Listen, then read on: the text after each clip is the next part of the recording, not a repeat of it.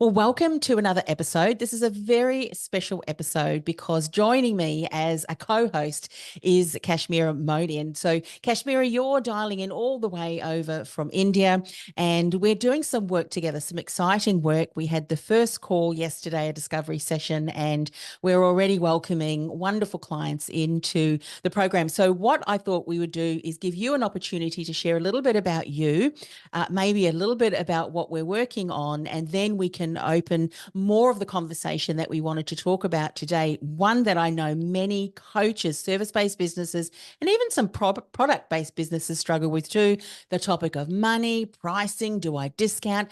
How do I position myself in the market? So we're really going to unpack that today in our conversation. But first, tell us a little bit more about you.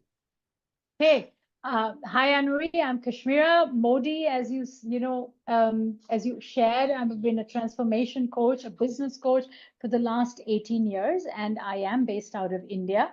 The work that I've done as coaches will well relate with, and actually the larger industry, Annemarie, has evolved over these 18 years. When I started out, it was a leadership play, and today, more and more, the client is looking for an entrepreneurial vision for their work. And so as a coach, I have had to evolve, adapt, learn, and also offer programs that support that. So I am seeing more and more now that the client, whether they are in a corporate or doing their own venture, having an entrepreneurial mindset, having that mindset of constant innovation, adaptability, changes faster.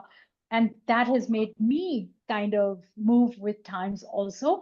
And one of the things, my introduction will be incomplete, Annemarie, if I didn't mention the disruptive experience I had when I did a program with you in the early part of lockdown, which was in the 2021 time period. I did this core business foundations program with you, and it really shifted the way I ran my coaching business to the point that here we are in 2024, and it is my complete honor to bring you and your work to India.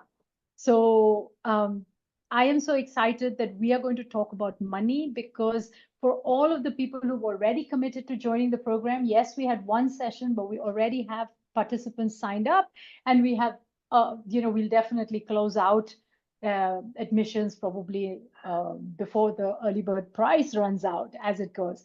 But what I think is really important is this conversation about money. So I'm so excited to tune into this conversation with you, because these participants, or even those who are thinking about it, are really going to want to hear how this is not an unsolvable problem. And at the same time, there are certain sectors, especially in the coaching, consulting, training, therapy, wellness, professional industry, we are constantly talking about clients not willing to pay us, right? I mean, the entire social media feed is lit up with, clients wanting free work, clients not wanting to pay properly. So I really would love to talk to you about how do people get ahead of this, because this is a solvable problem, and I'm proof of it. So, that's what excites me. It's a longish introduction, Annemarie, but I wanted to say to you that it's really relevant. We need to talk about money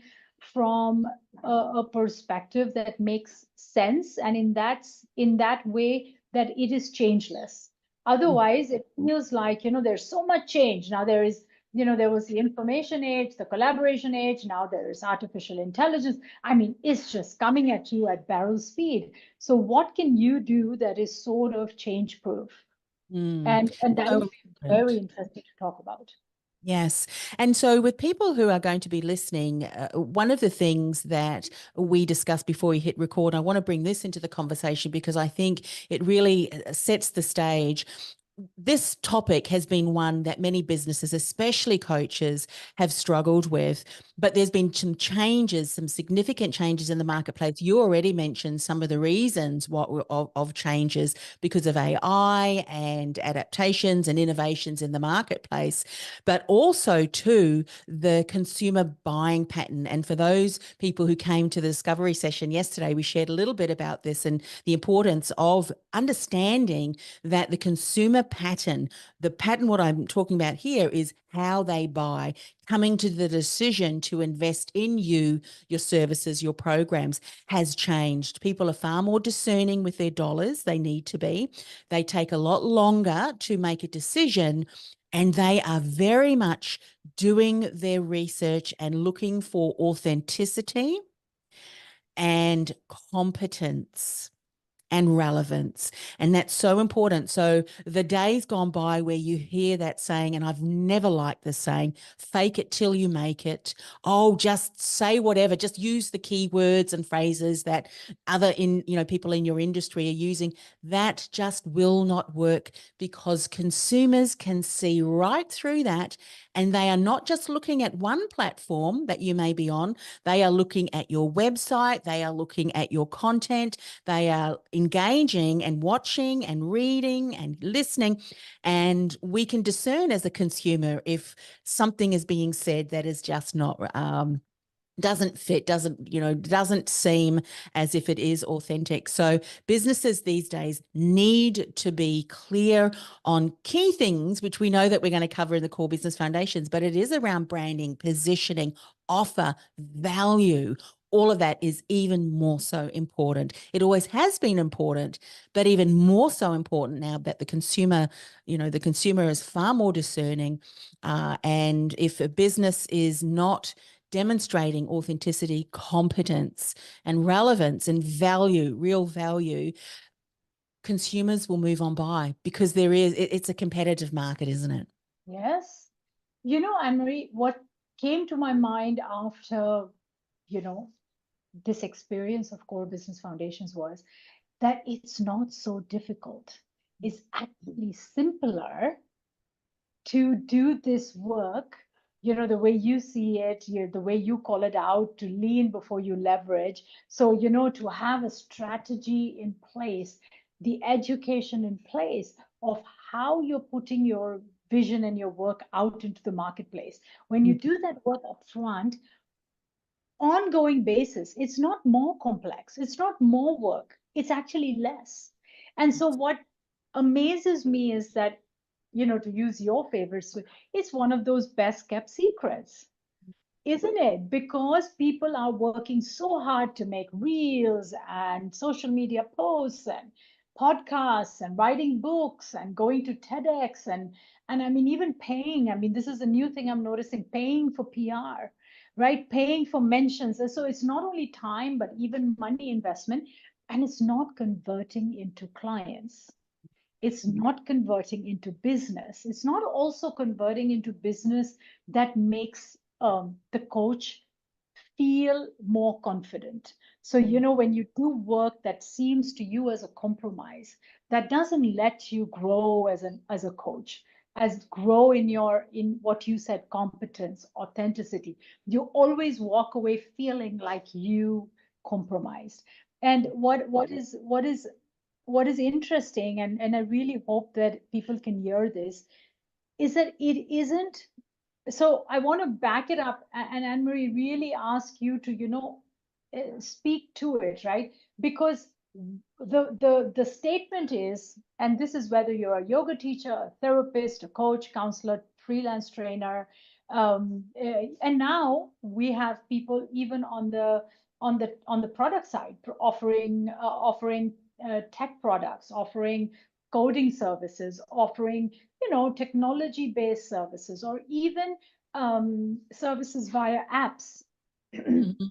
All of them have one standard statement: people love my work, but they don't want to pay me. Mm. Or my clients don't have money to spend. What can I do? Then this starts a cycle of the service provider constantly being in that hustling mode and not really be able to do what they're trained to do, which is do the delivery, create the content. I mean, that's why they signed up for that work.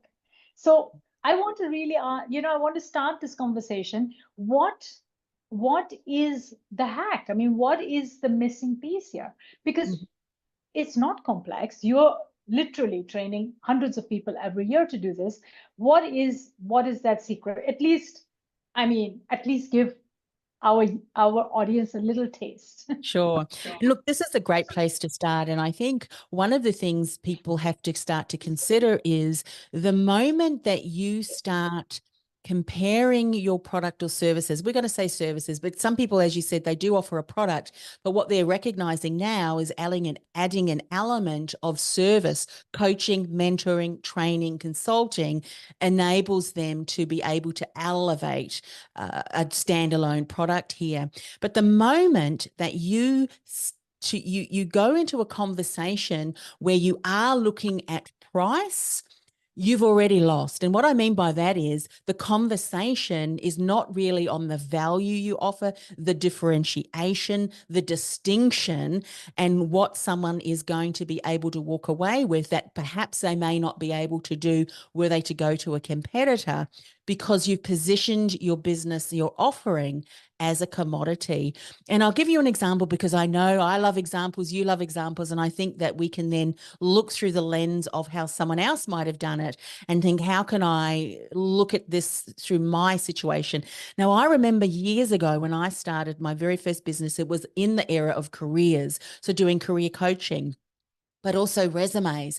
And I would get a conversation that would often start on the phone. I need my resume done. How much do you charge? And when I first started, I had no real idea about resume writing. I wasn't skilled in that. It was just general typing, like a secretarial service. But then I invested in myself and I spent hundreds, thousands of dollars through mentors to learn and upskill and to create what we would call a marketing document that would open the doors, stand out amongst hundreds and sometimes hundreds and hundreds of applications and get pay increases. So there was a lot of expertise, time, and energy. And I still was a little bit wary of, that how much do you charge? Because the moment someone asked that, and they just rung a secretarial service who had said, well, we charge $35. And then I was to say that my resume packages were in the hundreds of dollars and sometimes four figures, it would be what? So the minute I start to answer, it costs this much, I've already, the ball is out of my court. So it's a completely different conversation.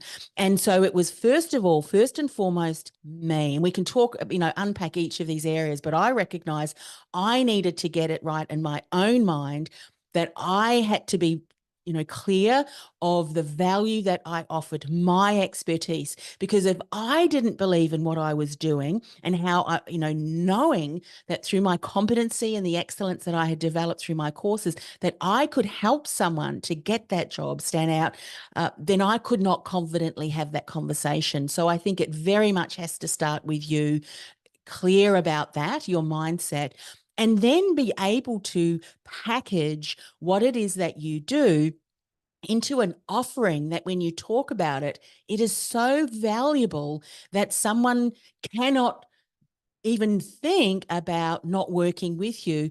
And they could not even compare you to other people because what you're offering is very unique and very different. And you've already got some success stories, around that.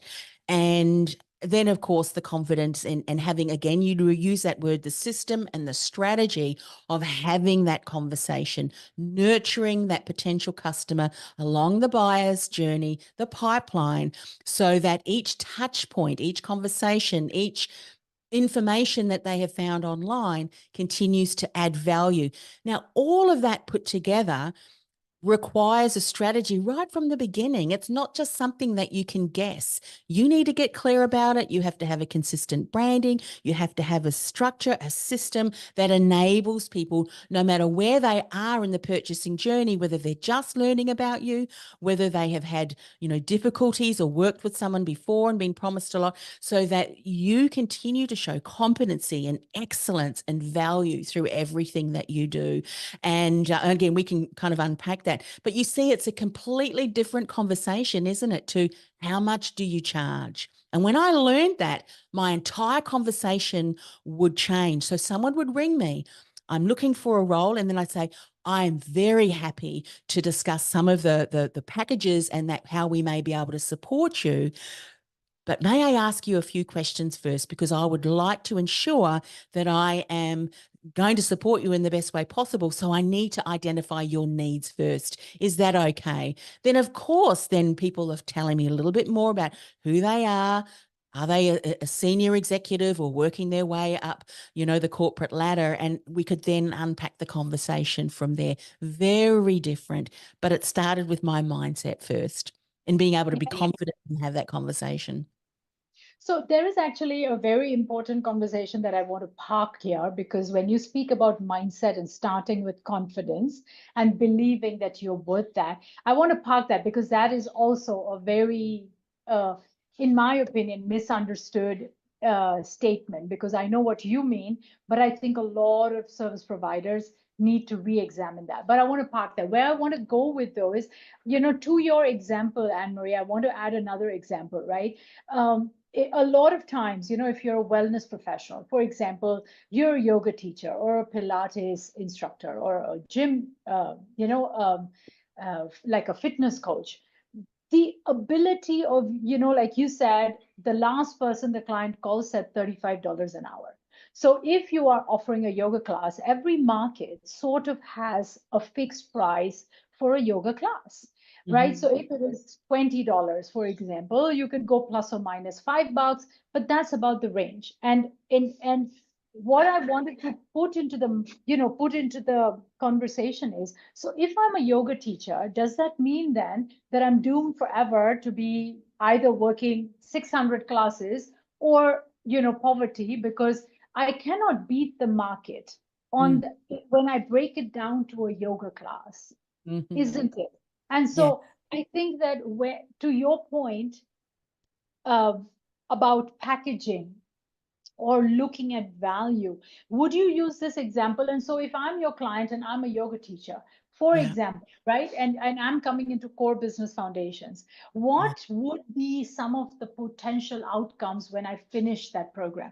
Because I mean, that's also a hack. I mean, you are in 90 days offering, I mean, a hack is a very small word. You're offering an end-to-end sequential technology that then at the end you are creating a person who is a yoga based entrepreneurship.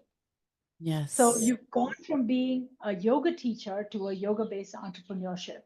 Yeah. And and and would you just talk about some of the potential outcomes at this end, because that's the difference. I mean, we are still going to talk about mindset, but talk about program and packaging. Yeah. And And that is a instead of mindset issue, I think. That also goes back to mindset. When you look at what your industry is doing and saying, well, I'm just a yoga teacher or I provide yoga sessions. Yes, you do. But here's where it gets really interesting. And this is where I talk about the unique, uncopyable, and unforgettable. When you have a look at, there's a couple of things that I love to look at. And that is when you look at say, we'll use a yoga teacher as an example, look at their previous experiences and sometimes challenges that they've overcome, expertise that they have developed, obviously in the area of yoga in this instance, but there's also a journey, something that's they have come through and passionate about, that when you wrap that into your yoga, and anyone can use this, if a life coach or a career coach, when you wrap this into your service offering, and then also look at who is my ideal client. Now, if you go, well, I can support everybody with yoga. Everyone can benefit from yoga. Well, guess what? If you are marketing to everyone, you'll often end up speaking to no one because your language, the programs you put together, the packages, how on earth can you develop and hone a package that is so on point for the needs of your ideal clients that they are going to say, I need that? Because it's not just a yoga session. It is a good yoga session, but there's so much more you bring to the conversation. So I would have any yoga teacher expand their understanding to say, what can I bring in? Now, maybe that yoga teacher used to have issues with, and I'm just pulling something out of my head here, Yes, yes. insomnia. But they know that certain ways of movement and certain other things that they put in, maybe they've got a wonderful voice or they've got a bit of a love of music. When you incorporate that into the package with some meditations and some exercises alongside special yoga, the movements and so forth, that is going to enable someone who has always had issues of sleeping and going to sleep to be able to slowly build up to that they are getting a really good night's sleep. That's just one example. And you'll put that whole package together and it's done over a certain time period so that there is a struggling to a success. Now, if you start talking about that, what are your issues? What have you tried before? And you explain your program around the needs and the challenges and the issues of that person. We're not just talking about a yoga session. Yes, that might have 5 yoga sessions, but a lot more as well. You're not comparable. No one can compare you because you're not just doing yoga sessions. There's a lot of other things in the program, the offering that you have. Now you can take that. You might work with young mothers or middle-aged women who have completely different needs and requirements. And so when you start thinking about that, you can put so many different things in different packages to suit the needs, the challenges, and the outcomes that they desire. And it completely takes the conversation focused off, well, so-and-so just charges X, Y, and Z down the road. There's no comparison because that person down the road doesn't have the unique niched offering, nor do they have your journey, your experience to be able to support that particular niched clients. So, Annemarie, I'm taking two things away from this yoga teacher example. The first thing is, I think some people do the first level of segmentation that we do teaching. We teach yoga for children or old people, or not old people, people in their golden years. And, there is that kind of segmentation that one sees. I think that the brilliance of a very well thought out strategy is that I being the yoga teacher, incorporates everything I have to offer. So I could also be, I could have had a certification in nutrition. I have interest in music. I have some personal knowledge about insomnia. I also maybe in a previous life was a dancer. And so there are different aspects that can be combined with yoga, creating different programs that not only so what I'm hearing you say that is that when those unique combinations come together, I have stepped out of competition That's because right. only I have that unique mix. Yeah. And so the conversation with the client then is more about a fit than, hey, A is charging this, B is more about, okay, do you work for me or not? And how can we make this work? So that changes the conversation. That's the It first takeaway. does. And then the second takeaway, I think, is that a program that is more holistic, is technically sound, it is sequential, like core business foundations, allows you to look at all those dimensions. Because otherwise, I think what happens, Anne-Marie, and this is what I think is really important for service providers, as well as now in other industries, the product comes services sector. And I have spent tens of thousands of dollars becoming a good coach. However, we don't have a parallel investment in understanding how to build a business. See, and I think when we talk about money and we say, why are clients not willing to pay me, but they can go into a mall and buy a $5,000 handbag and they're not negotiating with Prada. Mhm. right? And Birkin has a 5-year wait list. And, because those companies have a professionally run a business, like a Yes. department, for lack of, they have a business and they have those skills. So we owe it to ourselves, as much investment we've made in honing our craft, we need to also invest in learning how to build a business. Yeah. And so that involves what it takes to engage a client. I think, Anne-Marie, I think what I'm hearing from you and has been my own experience is you're not born with this knowledge. Mm-hmm. You've got to acquire it. You can acquire it. It is available. Uh, but don't think you can wing it by watching, Instagram or buying a self-help book. I mean, it's like, I'm not going to go to engineering school. I'm just going to learn by Yes. seeing Well, YouTube. you mentioned a couple of very well-known brand names who are at the top of the market. Now, they didn't just win their brand message, they have created an entire experience around that, around their brand. And I think that's the difference where businesses who are really succeeding in the marketplace, they have committed, they are intentional, they have invested in developing not just a personal brand, but a brand for the business, but a brand that exudes, that brings what I would call a trusted authority in the marketplace. And that's what they've built their brand on. Their reputation precedes them.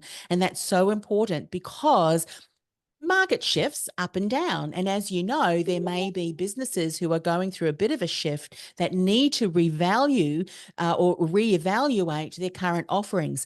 Now, if you have built a reputation as adding value, as being, a trusted authority or even a thought leader in your industry. And when I talk about thought leadership and being a trusted authority, I'm not talking about that you are better than everybody else. I'm talking about you are better placed to support your ideal lucrative niche because you know them so well and you've positioned your product and services in a way that just meets their need. It's such a great fit that you're better placed to help them than any of your competitors. And there is a lot of business out there. You just need to figure out what is mine so that I can really play well in that area. And I think for businesses who do find they have a bit of a shift, if they've taken the time to build that reputation, I call that reputation equity. Things may change, markets may change, but your reputation precedes you so that when you do bring a new product or your product has changed somewhat, people trust you. And it's not that you completely lose all your business, but your clients will come with you because, and here's the thing, they like who you are, what you stand for, your core values, and all of that it comes through in the way that you do work. And even if you bring team members to your company, the company, this is what they stand for. And I think consumers have also really said the importance of we will want to work with businesses who value their customers, but not just their customers, but also the 360 degrees. How are you looking after your suppliers and the business dealings across the spectrum? That's so very important too, and can often impact. But you see, there is strategy, there's thinking around that, there's getting clear on all of those different things. So I always say to people, and as coaches, we know this, when our clients are dealing with a certain issue, it's often an indication that steps before that, there's something that's been missed. There's something that we need to address. A lot of us work around the mindset because once we deal with the mindset, our beliefs impact our thoughts impact our actions, repetitive actions cause the outcome. And similarly, in this instance, if you're struggling with pricing and charging what you're worth and getting paid what you're worth, often it's because some of the steps before that, and we call it the core foundations, haven't been implemented. You're not clear on that. It's not consistent.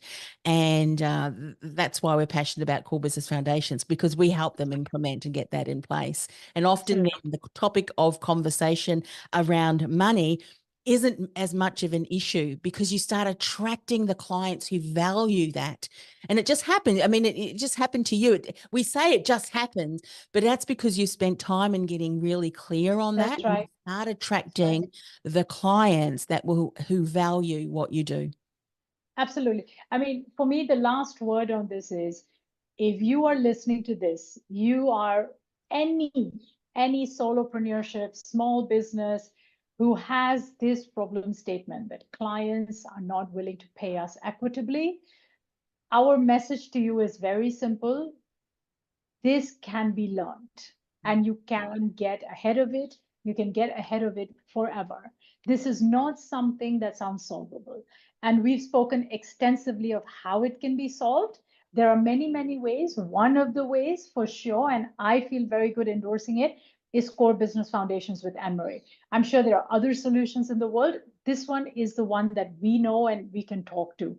But this is the last word. If you're struggling, get help. I mean, especially when we're in the service industry, this is what we're telling clients. You don't need to walk this alone. And we're telling you, you don't need to walk this alone. And it's not necessarily a fact or truth of the industry. There are plenty of people who are not in that frame, and you can join that group. And it's just a matter of educating yourself and then doing the hard work. And I mean, doing the work that's laid out in a structure. So I think for me, that's just, that would be something that I would want to tell my colleagues. I wish somebody had told me this. I waited 15 years in my coaching practice before I learned it. If I had known it much earlier, my practice would have been at a different level. It would be a lot of things. And that's the same with us too. Right. Hindsight's a wonderful teacher. One of the phrases that I often use, and I want to validate why I say that, I will say to clients that once you really have your core foundations, you've got this unique, uncopyable and irresistible or unforgettable message, you often then can start to build visibility, generate leads, and enroll clients with ease. Now, why I say that is because the things that you learn, and I'm going to bring that all the way back to what you said earlier, it is simple. And often as business owners, we confuse things because we think, I need to do this and I need to write a book and I need to start a podcast and I need, but no. You need to take it back to the simplicity. Who is your ideal client? Really know them. Are you so familiar with them that other people know who they are when you're talking to them? Because as soon as you start speaking, people in the room, or if you're in a Zoom meeting, would go, I think I need to talk to you. I'm having that trouble. Do you know them so well? The systems and the structure that you have in place continues to speak to your ideal client, no matter how you're sharing content. Even if you're doing Facebook ads or at a networking event, they are leaning into you. You've got your lean foundation, the lean stage in your business. That's in place. They're leaning to you. They want to know more, so that when you are speaking with them and you're sharing how it is that you may support them, and you're doing it through the lens of, this person understands me, when can we start working together? It almost seems like it is so easy because you've done the work. So it's not, you need to do the work. And you say that often too, you do. But once you've got those things in place, your ideal clients will continue to self-select themselves through that pipeline. As you said, and you consistently say, you've got people that are going through different stages of your pipeline and you've done the strategic hard work. But the enrollment seems like it's ease, because it's flowing. And so often as business owners, we feel like we're continuously hustling and grinding. And by the time you do enroll a client, you feel like you've run a marathon. And it shouldn't feel like that. It shouldn't feel like that. That's right. And again, the invitation is, you can step out when you are ready, because you don't need to suffer. I mean, this, and like now, because you know how it is, Annemarie, when you've seen the truth, if I can use something a little bit, and then you want others to know it, because you're like, don't spend one more day in that reality, because it's so changeable. I mean, it can be changed instantly, and there's no need for that. But what I, because I know we have time, we just have that much time to talk, Annemarie, I want to go back to this mindset and confidence piece, right? Because it's so important for me to talk to that. There is this conversation, we often see it even on social media, of course, with the good intention of cheering each other up.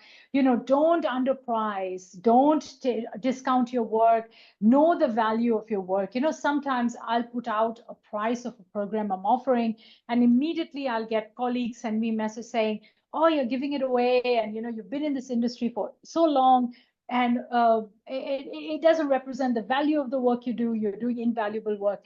And I think there is a misunderstanding about the dollars you charge Mm. and the value you're creating. Mm-hmm. In the absence of a strategy, and this I learned also because of the education I took with you, when you have a strategy in place, it can be that you put people into feeder programs at a totally different price point than your level 2, level 3, your premier products. And that is totally okay, because that program is not only low ticket items so that your client can taste you, but also requires from you less effort. Mm-hmm. So it's a win-win, and it has strategically been designed as a feeder program. And Yes. then from that feeder program, I, as a coach, get to choose to work with the people who have the commitment, the staying power, the ability to benefit, and move them up the pipeline, and then move the others in different directions. Yes. Right. And so I think what happens is, recently I was in a conversation with with a friend, and she says, I'm charging $100. This is in India, Mm. right? I'm charging a client $100 for a fitness session. Yeah. And, I didn't say anything to her, but in my mind, I'm saying that the market value of such a session is not more than $10 or $15 for a 60-minute session. And then she goes on to say to me, it's interesting, but this client used to be so regular with me, and now she keeps canceling. Right? And Annemarie, I couldn't believe it. I mean, this is a very committed, beautiful teacher and really high value. But you can see that she has somehow pegged this idea that her value is at, say, for example, $100. Mhm. It has to be in reference to something too, Yes. right? I mean, you already spoke about packaging, but otherwise, if if I can get a fitness session for $20, I'm not going to pay $100. I don't care if an Olympic athlete is coming to train me. I Yes. mean, or Olympic coach is coming to train me, because that's the value of that session in that market. This is what I want you to talk to, that what is this? I think there's a misconception where you end up then driving your clients away. Yeah, it is. And definitely what I would do is we're already spoken about how you can create packages, but you said something that I think is important to identify, because it's exactly the reason that when you are not clear on educating your prospective client about the value that is in that service, and in that case that fitness lesson, there may have been aspects of how you show up as a coach that you would be contributing. So you know the value because you've got that expertise. Now, your ideal client, our prospective clients, don't know that value, and that you've got years of experience, like a mechanic who's got 20 years of experience, listens to an engine, knows exactly where to go, and may charge for that. It's not the 10 minutes that he's charging, or she's charging. It is the 20 years to get them to that. But here's the thing: what we need to do as businesses is we need to somehow educate our clients, our prospective clients, about the value, because our clients are looking through the lens of value in comparison. It's what's going there around the marketplace. And again, there is a strategy in doing that. It's the education, it's the things that you create. Yes. I get that, because if you don't educate your ideal clients on the things that they don't know, that they don't even know, they are just going to compare two fitness sessions together. What am I getting out of? But if they realize that the warm up, and we actually send you before you come in to some, stretching exercises, so that in the 20 minutes that we're working, we're activating muscles that may take you a week to do, so that when you move, it's a different conversation Yes. then Yes. it's 20-minute Yes. or a half an hour session. Actually, it's much more than that. But we have to educate, because the value is in the eye of the beholder, our ideal clients, and they only know what they know, and they're not you. Yes. They haven't spent 20 years or how many years studying your expertise. And so it's our job to be able to educate our clients on that. And that goes right back to what we've just spoken about around the education, the personal branding, the positioning, building your reputation as that trusted authority, letting clients know about the things and the impact that you can make through that expertise that you offer. Yeah.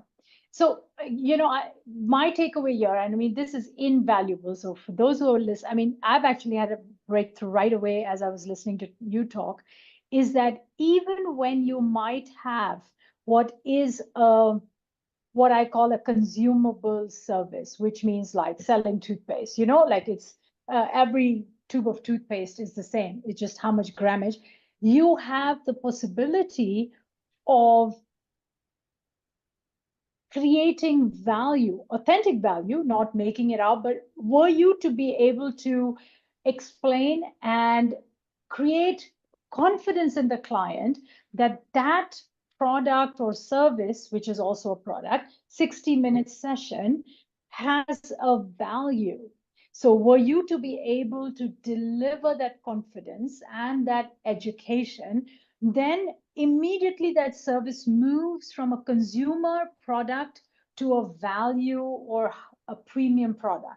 And then what you charge for it becomes totally different. You've stepped out of competition. Yeah. So even when what you're offering seems like, oh, this is the market rate, this is easy, 60 minutes of a coaching session, 60 minutes of a therapy session, 60 minutes, in front of a teaching MS Excel is X dollars.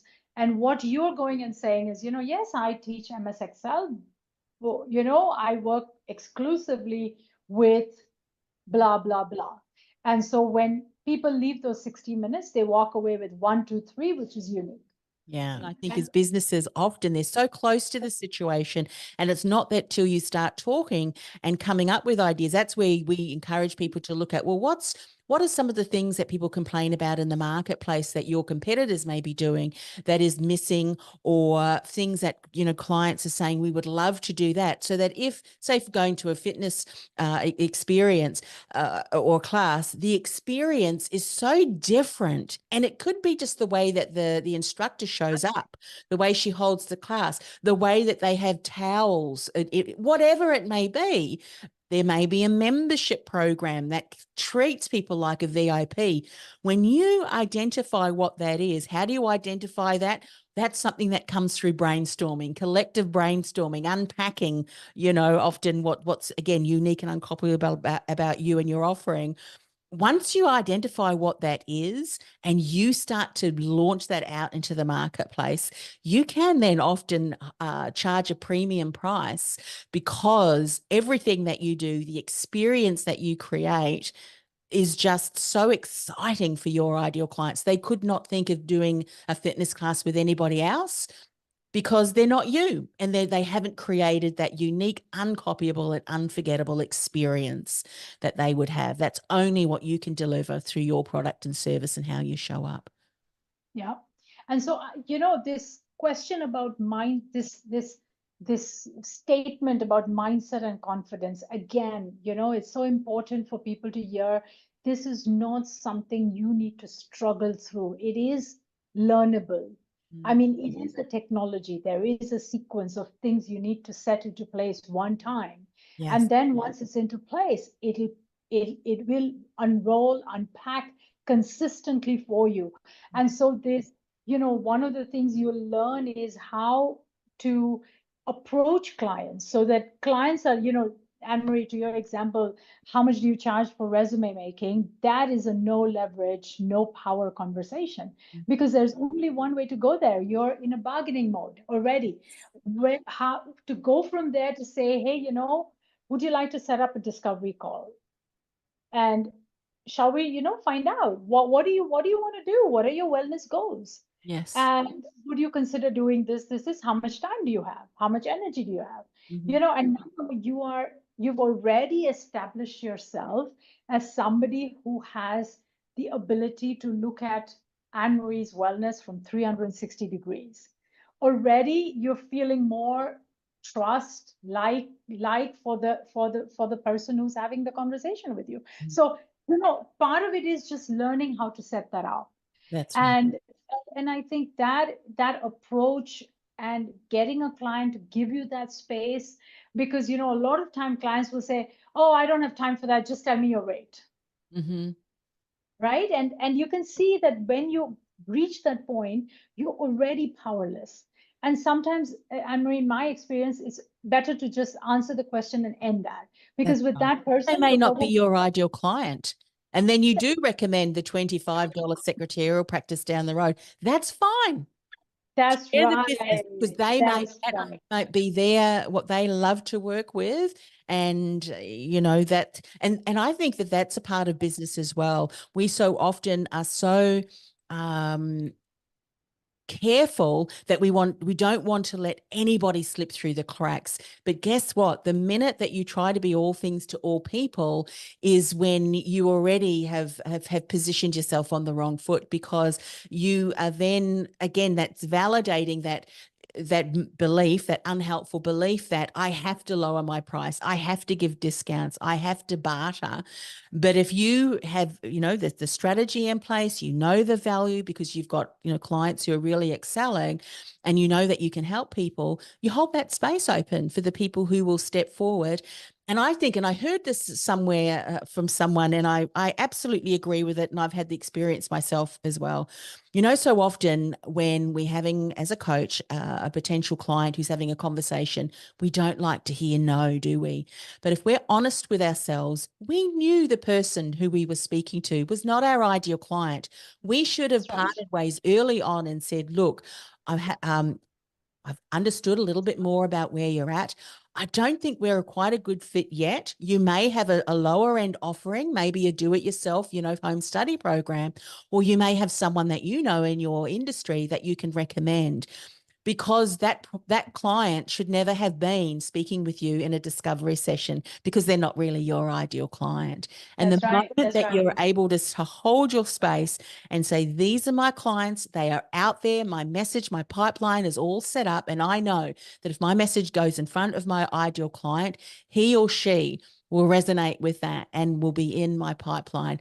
So the people that you are speaking to and having those conversations, you already have increased your conversion rate, because you know through the process, if it is a yes, maybe it is a not quite yet, that's fine, but you'll have far more conversions and a yes, because Absolutely. that person you're Absolutely. speaking to, I'm ready right now, right choice, right timing. When do we start?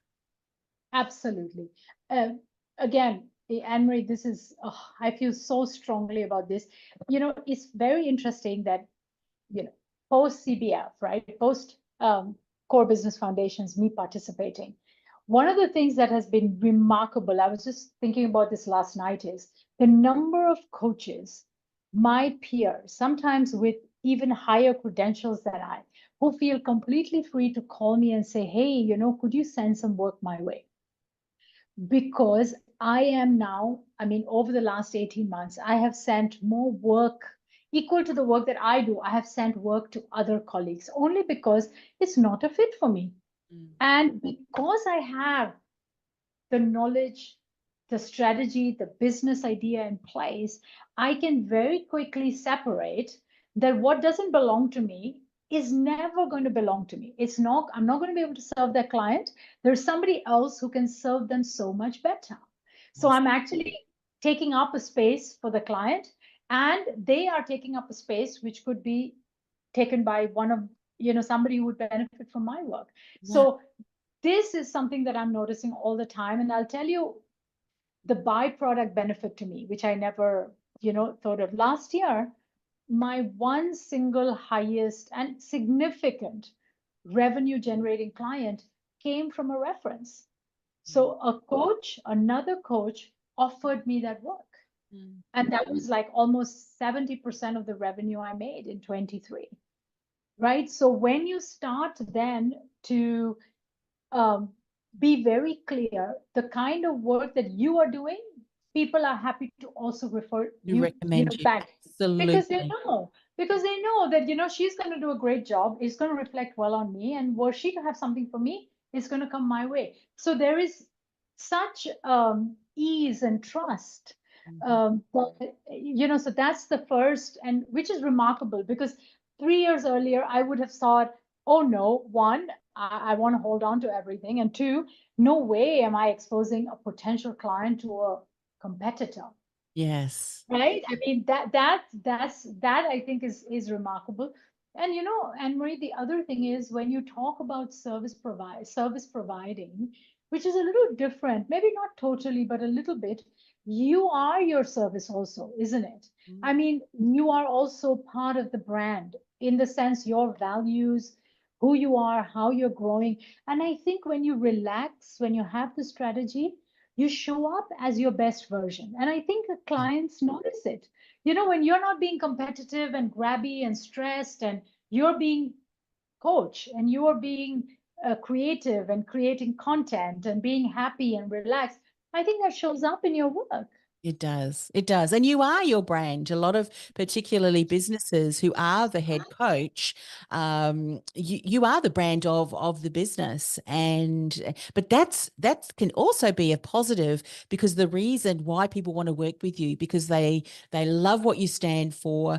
They want to learn from you. And then obviously there's strategies within the business structure that enables you to continue to scale your business without burning out, of course, different ways of putting programs together. But often those smaller businesses, so often as small businesses, we want to look big, like we've got lots of staff and lots of team. And then it's the other way around. Big businesses want to look more like smaller micro businesses so that they have that kind of personal touch. Well, I would say no matter what size you are, whether you're a solopreneur or you've got a couple of team members, I think consumers these days want to have that experience. I think an experience is going to set you apart. So what you want to do is to make sure what is that unique and uncopyable experience for us? How can we bring that through? All of our messaging and the work that we do with our ideal clients. And as you said, that shows also to the people, your stakeholders, in your community, referral partners, people who you may be able to collaborate with because they realize that you might be working with a similar client, yet they have an expertise in one area, you have an expertise in another, and collaboratively you can provide something that the marketplace needs but hasn't been able to do because your expertise has been a certain area. But aligning and collaborating together, you've now got a product offering that far exceeds what anyone else is offering in the marketplace, and you've been able to position yourself so well that people are happy to collaborate and partner with you. That's right. I mean, it's uh, again, once you can be on top of it, you can really see how uh, solvable these problems are, Yeah. right? I mean, when I now get on social media and hear people talk about this, and I have like now I feel like this is so solvable, and it's kind of a shame that we are still talking about that. Yeah. So for me, I feel like time has come for whatever you choose to do or whatever education you choose to pursue, think about this, that building a business also requires the same learning mindset as does your craft. I am spending so much time learning coaching models and who's the best coach and what are the best coaching practices and going to coaching conferences. And at the same time, I'm putting in no effort in building a world-class business. And that dissonance, I think, like you said, a client today is looking for a whole experience. Mm. So there are three pieces to it: the business, the craft, and then the person, the story. So like one of the things I do in my personal passion project is journaling. Mm. And that's another one. I do it out of sheer joy. I started sharing it over the last 3 years on social media. And Anne-Marie, it has become, even though I made no attempt to link the two, it's become a feeder for coaching clients. People come into the journaling And then, of course, they get the coach fragrance because it's still me doing it. So, I still have the same manner of running those programs. And then people, cross over and become coaching clients. And really, they like who I am, that aspect of me, right? And so they get a view of that aspect. So I think it's craft, it's business, and it's the person. Yes. And I think we owe it to ourselves to serve all three domains and invest in all three domains equally. Otherwise, we are on a stool that has one leg that's really solid and the other two that's just kind of, it's a That's three-legged right. If stool. you really want to build the business, you want to make sure that all of the legs on the stool are equal. So, Kashmira, if people have listened and they thought, look, we want to find out more about this core business foundations, we realize that we need to spend time on working with that. What's the best way for them to connect with you? How we're going to put details, obviously, in the Yes. areas that we are sharing this, but let's hear that from you. What should they do? How should they reach Yeah. out? Look, the first thing is, for those, there are many who want to have a conversation. So if you want to have a quick conversation, we have contact details. You can email, we can set up time, and we can talk. 10th of August, 4 p.m. India, which for Aussies is, I think, 8:30 p.m. in the evening. And everybody else, do your own conversion. I cannot do it in my head anymore. 4 p.m. India, we are going to have a 90-minute discovery session for core business. And Annemarie is going to be there. And Annemarie, you are, because we've had this under the belt yesterday, we have so much confidence, don't we?